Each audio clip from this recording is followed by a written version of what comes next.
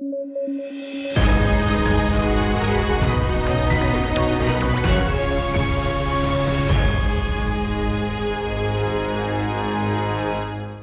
News at 9 programme में आपका स्वागत है। मैं हूं अमृत उपाध्याय। आजकल आईएएस और स्टेट एग्जाम्स का ट्रेंड बहुत तेजी से बदल रहा है। करंट अफेयर से रिलेटेड सवाल परीक्षा में इतने स्मार्टली पूछे जा रहे हैं कि आप परेशान हो जाते हैं। अक्सर करंट की किसी न्यूज़ को आधार बनाकर उसके बैकग्राउंड या स्टैटिक पार्ट से भी सवाल पूछे जा रहे हैं। ऐसे में बदलते ट्रेंड के हिसाब से हमें अपनी तैयारी को बदलना होगा और रोज़ करंट अफेयर्स की गहरी जानकारी को हासिल करना होगा, ताकि ठीक परीक्षा के समय आपके सामने ये चुनौती न रहे कि सब कुछ एक साथ याद करें और आप पूरी तरह से कॉन्फिडेंट होकर एग्जामिनेशन हॉल में जाएं। इस बुलेटिन में हम दिन भर की वैसी ही खबरों को समझेंगे जिनसे सवाल बनाए जा सकने की संभावना होती है। आइए सबसे पहले आज की हेडलाइंस पर डालते हैं नजर। इंटरनेशनल मॉनेटरी फंड से पाकिस्तान को बड़ी राहत। बिगड़ते आर्थिक हालातों के बीच $1 बिलियन की मदद के लिए राजी हुआ आईएमएफ। गिरते विदेशी मुद्रा भंडार को संभालने का मिलेगा मौका। प्रीपेड वॉलेट्स के बढ़ते इस्तेमाल के मद्देनजर आरबीआई की नई गाइडलाइंस जारी। प्रीपेड पेमेंट इंस्ट्रूमेंट अब लोड नहीं करेंगे क्रेडिट लाइन। बैंक और एनबीएफसी जारी कर सकते हैं प्रीपेड इंस्ट्रूमेंट। और यूक्रेन को यूरोपियन यूनियन का सदस्य बनाने की कोशिशें तेज। कैंडिडेट स्टेटस देने पर भी सभी सदस्य देश राजी। मोल्डोवा और जॉर्जिया के लिए भी खुलती दिख रही है राह।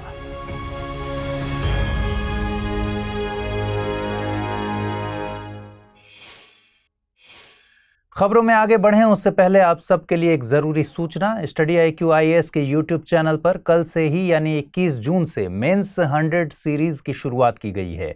इसमें जीएस के चारों पेपर्स को कवर किया गया है। यह लाइव प्रोग्राम हर दिन शाम 6 बजे आ रहा है। हमें उम्मीद है कि हमारी ये पहल आपके मेंस के प्रिपरेशन के लिए उपयोगी साबित होगी। चलिए खबरों की शुरुआत करते हैं। गहरी आर्थिक तंगी से गुजर रहे पाकिस्तान को आईएमएफ यानी इंटरनेशनल मॉनेटरी फंड की तरफ से बड़ी राहत मिली है। पाकिस्तान और आईएमएफ के बीच आज एक डील हुई है जिसके तहत आईएमएफ के अटके पड़े $6 बिलियन के सहायता पैकेज को फिर से शुरू किया जाएगा। आपको बता दें कि दोनों के बीच जुलाई 2019 में $6 बिलियन की EFF यानी एक्सटेंडेड फंड फैसिलिटी की एक डील हुई थी। 39 महीनों का यह करार बीच में ही रोक दिया गया था। लिहाजा अभी जो करार हुआ है वह केवल बाकी राशि को पाने के लिए हुआ है, जिसमें फिलहाल पाकिस्तान को अभी $1 बिलियन ही मिलेंगे। पाकिस्तान के तेजी से गिरते विदेशी मुद्रा भंडार को रिस्टोर करने के लिए ही आईएमएफ इस बात के लिए राजी हुआ है। आपको बता दें कि आईएमएफ का गठन ब्रेटन वुड्स सम्मेलन के बाद 1944 में हुआ था। यह संगठन अपने 190 सदस्य देशों के लिए सस्टेनेबल डेवलपमेंट और समृद्धि के लिए काम करता है। आईएमएफ अपने मेंबर्स कंट्रीज को बैलेंस ऑफ पेमेंट को सुधारने के लिए वित्तीय मदद देता है। इसके साथ ही मुद्रा को स्थिर बनाए रखने और अंतर्राष्ट्रीय रिजर्व में सुधार के लिए भी यह लोन देने का काम करता है। लोन या वित्तीय मदद के लिए आईएमएफ के कुछ अरेंजमेंट्स हैं। इनमें rapid financial instrument, rapid credit facility, stand by arrangements, extended fund facility, flexible credit line, stand by credit facility, policy support instrument इत्यादि खास हैं।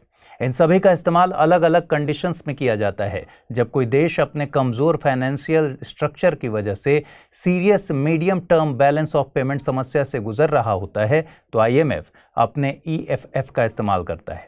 इसके तहत IMF medium term structural reforms के लिए मदद करता है, जिसके भुगतान के लिए काफ़ी लंबा वक्त मिलता है। यह अवधि स्टैंड बाय अरेंजमेंट के मुकाबले ज़्यादा होती है। इधर आरबीआई ने नॉन बैंक प्रीपेड वॉलेट्स के लिए एक नोटिफिकेशन जारी किया है। नई गाइडलाइंस के बाद अब ये वॉलेट्स अपने प्लेटफॉर्म पर क्रेडिट लाइंस लोड नहीं कर सकेंगे। दरअसल हाल के समय में फिनटेक कंपनियों के क्रेडिट कार्ड्स और बाई नाउ पे लेटर वॉलेट्स का प्रचलन काफ़ी तेज़ी से बढ़ गया है। इसे देखते हुए ही आरबीआई ने अब इस तरह का कदम उठाया है। आरबीआई ने साफ किया है कि पीपीआई यानी प्रीपेड पेमेंट इंस्ट्रूमेंट्स अब क्रेडिट लाइन लोड नहीं कर सकेंगे। फिलहाल कई फिनटेक क्रेडिट कार्ड कंपनीज इस तरह की प्रैक्टिस कर रही हैं। ये कंपनियां बैंकों या एनबीएफसी के साथ मिलकर अपने प्रीपेड वॉलेट पर क्रेडिट लाइन ऑफर करती हैं। नोटिफिकेशन के मुताबिक गाइडलाइंस का पालन नहीं करने पर ऐसी कंपनियों के खिलाफ payment and settlement systems act 2007 के तहत कार्रवाई होगी। आरबीआई के मुताबिक पीपीआई ऐसे पेमेंट इंस्ट्रूमेंट्स हैं जो लोड की गई क्रेडिट लाइन पर वस्तुओं को खरीदने और सर्विसेज लेने की सुविधा देते हैं। ये इंस्ट्रूमेंट्स फंड्स ट्रांसफर सहित दूसरी फाइनेंशियल सर्विसेज भी देती हैं। पीपीआई को payment wallet, smart cards, mobile wallet, magnetic chips, vouchers के तौर पर समझा जा सकता है। रेगुलेशंस के अकॉर्डिंग बैंक और एनबीएफसीज यानी नॉन बैंकिंग फाइनेंशियल कंपनीज ऐसे इंस्ट्रूमेंट्स इशू कर सकते हैं। इन इंस्ट्रूमेंट्स पर दी जाने वाली क्रेडिट लाइन एक तरह से लोन का काम करती है। कुछ फिनटेक जो बाय नाउ पे लेटर वॉलेट्स की सुविधा देती हैं, वे कस्टमर के क्रेडिट स्कोर को देखकर ही ऐसा ऑफर करती हैं। ऐसे कस्टमर बिना क्रेडिट कार्ड के भी ऑनलाइन या ऑफलाइन वस्तुएं खरीद सकते हैं। बाद में खरीदी गई वस्तु का भुगतान कुछ महीनों में ब्याज के साथ किस्तों में किया जाता है। क्रेडिट कार्ड से ये इस तरह अलग हैं कि इनके बेसिस पर हम लोन नहीं ले सकते, जबकि कई बैंक अब हमारी क्रेडिट लिमिट पर लोन प्रोवाइड कर रहे हैं। इसी तरह क्रेडिट कार्ड के भुगतान का रीपेमेंट हम किस्तों या बिल के जरिए एक बार में कर सकते हैं।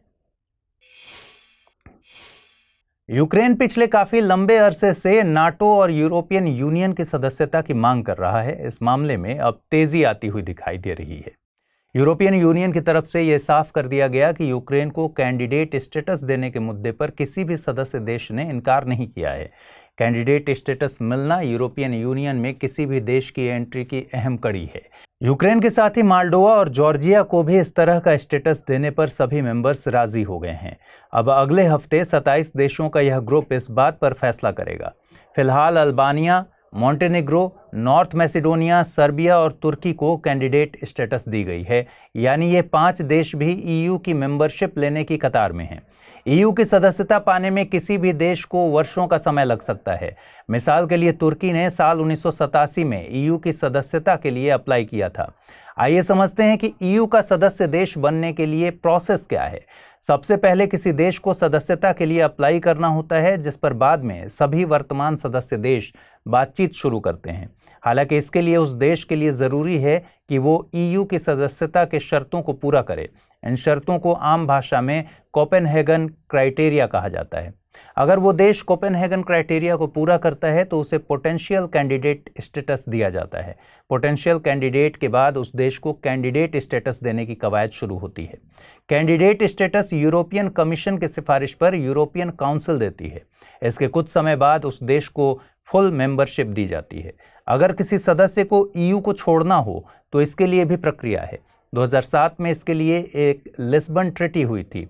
इस ट्रीटी का आर्टिकल 50 किसी सदस्य को सदस्यता वापस लेने का प्रावधान करता है। यूके एकमात्र सदस्य था जिसने 2020 में ईयू से अपनी सदस्यता वापस ले ली, जिसे हम ब्रेग्जिट कहते हैं। पिछले कुछ दिनों से असम और मेघालय में बाढ़ का कहर जारी है, पर इसका असर बांग्लादेश के सिलहट में भी देखा जा रहा है। अचानक हुई तेज बारिश के चलते मेघालय से सिलहट की तरफ आने वाली नदियों का जलस्तर काफी बढ़ गया है। इस पर कुछ एक्सपर्ट्स का मानना है कि क्लाइमेट चेंज को इसके लिए पूरी तरह जिम्मेदार नहीं ठहराया जा सकता। एक्सपर्ट्स का कहना है कि स्थानीय स्तर पर मौजूद ट्रेडिशनल वेटलैंड्स को हुआ नुकसान और इंक्रोचमेंट भी इसके पीछे जिम्मेदार है। बता दें कि बांग्लादेश के उत्तर पूर्वी इलाके में बने इन ट्रेडिशनल वेटलैंड्स को हाओर कहते हैं। ये पश्चिम बंगाल और असम में विकसित बील और झील की तरह ही हैं। मिसाल के लिए असम का दीपोर बील एक रामसर साइट यानी एक वेटलैंड है। हाओर का शेप कुछ कटोरे के जैसा होता है। ये कुछ खास तरह की गर्त हैं जिनका निर्माण टेक्टोनिक्स के चलते हुआ है। मानसून के दौरान नदियों और नहरों का सरफेस रन ऑफ वाटर हाओर में समा जाता है, जिससे बाढ़ पर कुछ कंट्रोल बना रहता है। इसका मतलब है कि वेटलैंड्स स्थानीय स्तर पर स्पंज के तौर पर काम करते हैं ताकि रन ऑफ वाटर को एब्जॉर्ब किया जा सके। हाओर मानसून जाने के बाद सूखने लगते हैं। बील और हाओर में एक अंतर यह है कि हाओर बेसिन एक समय के बाद नीचे की तरफ धंस जाता है, जबकि बील बेसिन में ऐसा नहीं होता। बांग्लादेश का हाओर बेसिन उत्तर में मेघालय की पहाड़ियों, पूर्व में मणिपुर के हाईलैंड्स और दक्षिण में मिजो हिल्स से घिरा हुआ है। तो आज के इस बुलेटिन में फिलहाल इतना ही। कल रात 9 बजे फिर आपसे मुलाकात होगी। तब तक के लिए अपना ख्याल रखिए, खूब अच्छे से पढ़ाई कीजिए, साथ ही इस वीडियो को लाइक कीजिए और शेयर कीजिए। नमस्कार।